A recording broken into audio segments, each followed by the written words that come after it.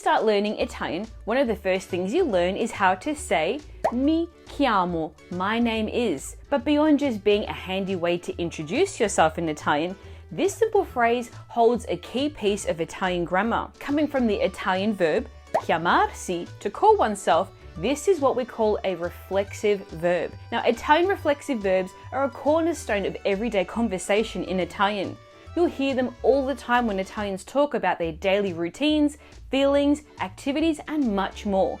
So, understanding them is essential to becoming fluent. In this lesson, you'll learn what Italian reflexive verbs are, how to conjugate reflexive verbs in Italian, how to use them in the past tense, plus you'll learn over 40 of the most commonly used Italian reflexive verbs. And don't worry about taking notes, I've done all the hard work for you. To help you practice, make sure you download your free PDF cheat sheet for this lesson, which includes all the vocabulary and examples that you're about to see here today.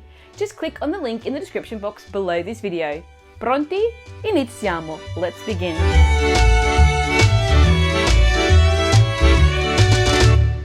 Let's start by learning what are Italian reflexive verbs. Well, a verb takes on a reflexive form when the subject performing the action is also the recipient of it. In simpler terms, the subject both does and receives the action. These verbs are called reflexive, precisely because the action reflects back onto the subject. Let's illustrate this with some examples. La professoressa mi interroga sempre. The teacher always questions me. Here, the verb is not reflexive because the subject, la professoressa, the teacher, is different from the object, which is me, meaning me. Here's another example. Mi interrogo spesso sul senso della vita. I often wonder about the meaning of life. Here, instead, the verb is reflexive because the subject, io, I, coincides with the object, me, meaning myself. Carlo non aveva l'ombrello e si è bagnato. Carlo didn't have an umbrella and got wet. Here, the verb is reflexive because the subject, Carlo, is the same as the object, Carlo. Carlo si è bagnato le scarpe. Carlo got his shoes wet. Here, the object, le scarpe, the shoes, is different from the subject, Carlo, but the verb is still used in the reflexive form to emphasize that Carlo did that to himself. We'll learn more about this later. Reflexive verbs in Italian are easy to spot because they always end in si, unlike regular verbs which end in are, ere, or ire. For instance, compare the following. Lavare, To wash, lavarsi, to wash oneself, or mettere, to put, mettersi. to put on oneself. Let's take a look at how to conjugate reflexive verbs in Italian. Now, conjugating reflexive verbs in Italian is quite similar to conjugating regular verbs. The main difference lies in adding a reflexive pronoun. Now, if you want to learn more about pronouns, watch this video here. Now, this pronoun goes before the verb, which is the element emphasizing that the subject and the object of the verb are the same. These pronouns are Mi, myself, ti, yourself, si, himself, herself, ci, ourselves, vi, yourselves, si. themselves. Here's a simple way to do it. Start with the subject, add the reflexive pronoun, then take the reflexive verb in its infinitive form and drop the last 4 letters. For example, lavarsi, to wash oneself, becomes love, L-A-V. Next, add the appropriate endings for verbs ending in are, such as lavarsi, to wash oneself, is the reflexive verb of lavare, to wash. So this is how it looks. Compare lavare, to wash, a regular verb, with lavarsi, to wash oneself, which is the reflexive verb. Io lavo, tu lavi, lui, lei, lava. Noi laviamo, voi lavate, loro, essi, esse, lavano. Io mi lavo, tu ti lavi, lui, lei si lava. Noi ci laviamo, voi vi lavate, loro essi, esse si lavano. Now, as you can see, in reflexive verbs, the endings remain identical to those of non-reflexive verbs. The only distinction is the reflexive pronoun position before the verb. Now let's take a look at the most common Italian reflexive verbs. Now, Italian features a plethora of reflexive verbs compared to English, which makes listing them all a bit tricky. Nonetheless, here are some of the most commonly used ones that you should know that you'll encounter in everyday conversations. Addormentarsi, To fall asleep, allenarsi, to work out, alzarsi, to get up, ammalarsi, to get sick, annoiarsi, to get bored, asciugarsi, to dry oneself, bagnarsi, to get soaked, bruciarsi, to get burned, chiamarsi, to call oneself, chiedersi, to ask oneself, divertirsi, to enjoy oneself. farsi, Now, this one has various meanings, including to prepare, to cause, to become, to have, to take drugs, or to have sex. farsi la barba, To shave, farsi la doccia, to take a shower, farsi male, to hurt oneself, fermarsi, to stop, incavolarsi, to get mad, incazzarsi, to get mad or pissed off, innamorarsi, to fall in love, innervosirsi, to get nervous, lamentarsi, to complain, laurearsi, to graduate, lavarsi, to wash oneself, mettersi, to put on, muoversi, to move,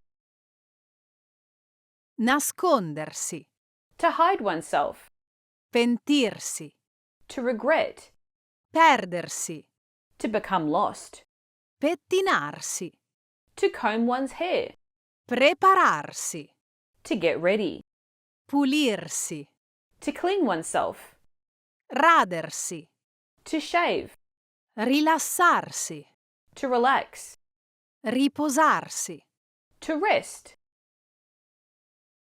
sedersi, to sit down, sentirsi, to feel, spogliarsi, to get undressed, stupirsi, to be amazed, svegliarsi, to wake up, tagliarsi, to cut oneself, trasferirsi, to move, truccarsi, to put on makeup, ubriacarsi, to get drunk, vergognarsi, to feel ashamed, vestirsi, to get dressed, voltarsi, to turn oneself around. Now, in Italian, the verb fare, to do or to make, is frequently used in reflexive everyday conversation, typically encompassing 4 main meanings. For example, preparing something for yourself, as in, mi sto facendo un panino, I'm fixing myself a sandwich. Or causing something to yourself, as in, mi sono fatta un brutto livido, I've got a bad bruise. Also, becoming something, as in, Paolo si è fatto altissimo, Paolo has become really tall. Having or taking something, as in, si sono fatti una bella mangiata. they had a really hearty meal. Additionally, farsi can mean taking drugs, and in a very vulgar way, having sex. For example, Si è fatta Andrea, she had sex with Andrea. Now, you might also see the non-reflexive forms of fare la doccia, to take a shower or fare la barba, to shave, but using the reflexive form is much more common in everyday conversation. Now, this preference stems from the personal nature of activities like showering or shaving, which involve your own body. Another good example is fare il bagno, or farsi il bagno. both mean to take a bath. Are you enjoying this lesson? Don't let the learning stop here. Make sure you download your free PDF cheat sheet for this lesson, which you'll find a link to in the description box below this video. Now let's take a look at reflexive verbs in Italian with the passato prossimo, the past tense. Now, while regular verbs can use either the auxiliary essere, to be, or avere, to have in the past form, reflexive verbs exclusively use the auxiliary essere, to be. Here's how it works.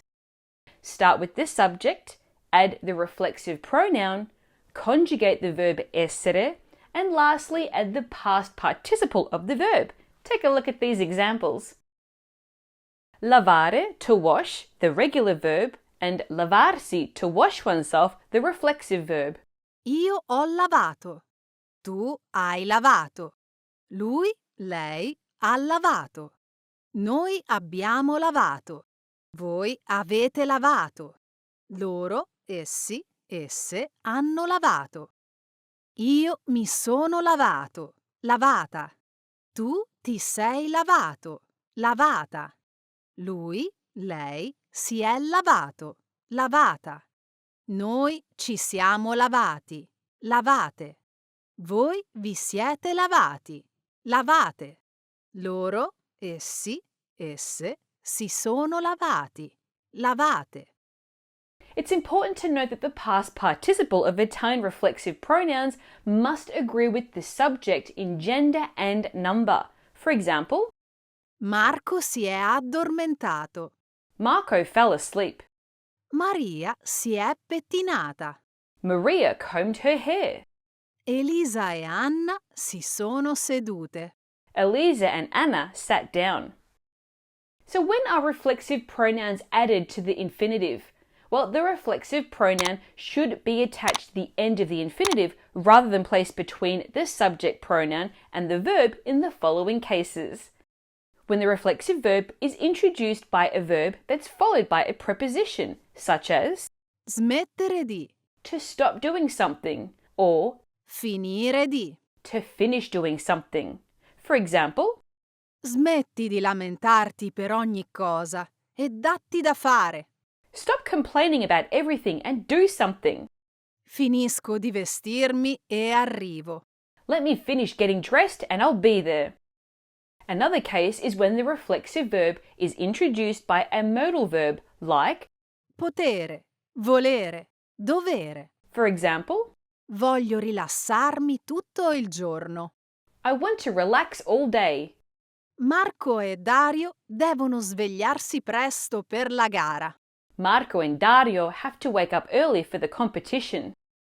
Attenzione! It's not uncommon to see the reflexive pronoun placed before the modal verb instead of at the end of the infinitive form of the reflexive verb. This meaning remains exactly the same. It's just another way that Italians construct these types of sentences. For example, Devo ancora pettinarmi. I still have to comb my hair. Mi devo ancora pettinare. I still have to comb my hair. Now let's take a look at reflexive verbs and negative sentences. Now creating negative sentences with reflexive verbs in Italian is super easy. You simply need to add the word non, meaning not or don't, right before the reflexive pronoun. The structure is as follows: subject plus non plus the reflexive pronoun plus the verb. Take a look at these examples. Non mi alzo mai prima delle 8.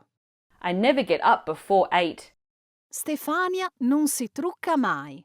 Stefania never wears makeup. Marco e Luca non si sono divertiti per niente alla festa. Marco and Luca didn't have any fun at the party. Now let's take a look at some other conjugations of reflexive verbs. Now here is a quick overview of how to conjugate reflexive verbs in Italian across all other tenses. Here is the imperfect tense. Io mi lavavo. Tu ti lavavi. Lui, lei si lavava. Noi ci lavavamo. Voi vi lavavate. Essi, esse si lavavano. Here is the future simple tense. Io mi laverò. Tu ti laverai. Lui, lei si laverà. Noi ci laveremo. Voi vi laverete. Essi, esse si laveranno. Here is the present conditional tense. Io mi laverei. Tu ti laveresti. Lui, lei si laverebbe. Noi ci laveremmo. Voi vi lavereste.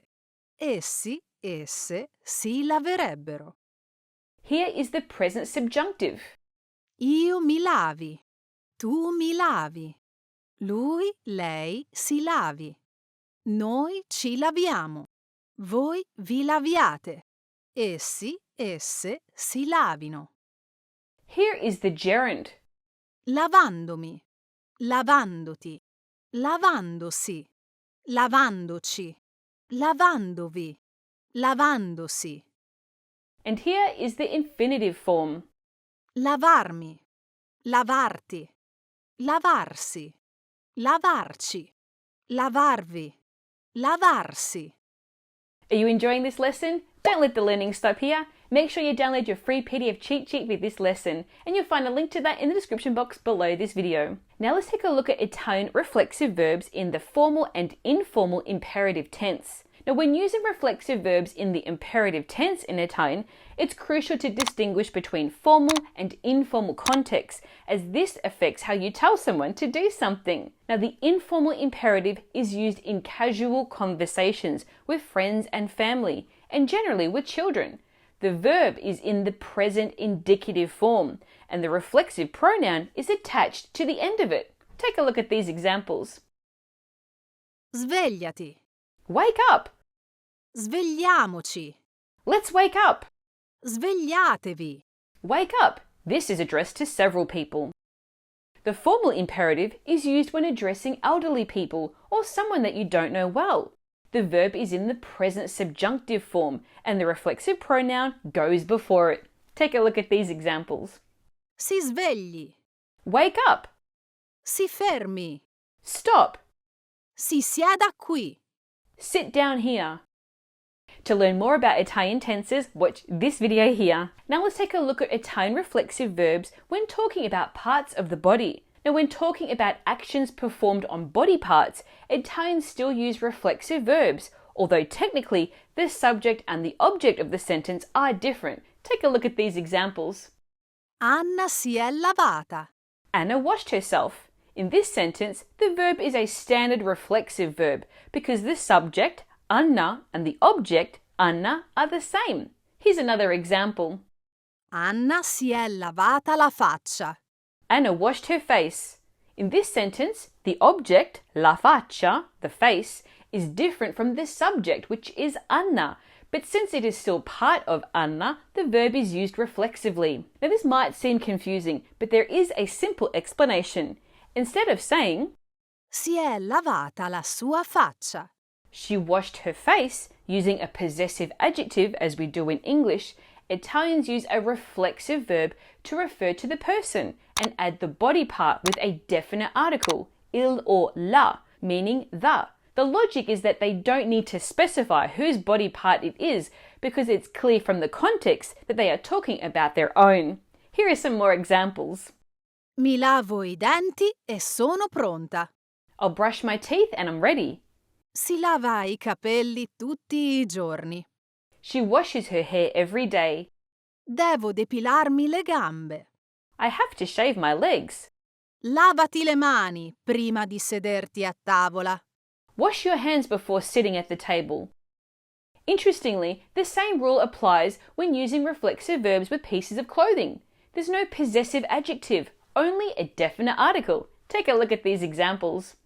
Devi metterti il cappotto. You have to put your coat on.